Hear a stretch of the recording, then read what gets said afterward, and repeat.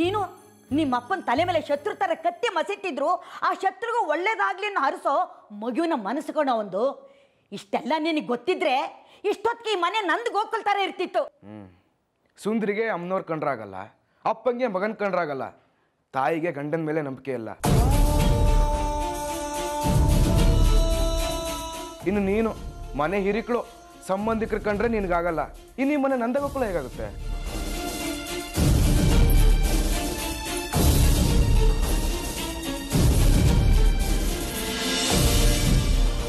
ಹೌದು, ನಿಮ್ಮ ಮಗನ್ನ ಕಾರ್ನಲ್ಲಿ ಹತ್ತಿಸ್ಕೋಬೇಡ ಅಂತ ಜಗ್ಗಿ ಚಿಕ್ಕಪ್ಪನೇ ಹೇಳಿದ್ದು.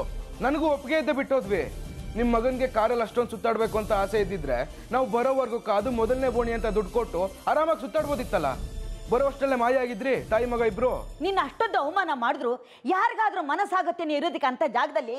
ಅದಕ್ಕೆ ನಾನೇ ಅವನ್ ಕರ್ಕೊಂಡು ಬಂದೆ. ಈಗಲೂ ಅವ್ರಿಗೆ ನಿನ್ನ ಬಗ್ಗೆ ದ್ವೇಷ ಇಲ್ಲ. ನಾಳೆ ಅಂಗಡಿಗೆ ಕರ್ಕೊಂಡು ಹೋಗಿ ಅವ್ರ ಕಾಲಿಗೆ ಬಿದ್ದು ನಮಸ್ಕಾರ ಮಾಡಿ ಆಶೀರ್ವಾದ ತಗೋ.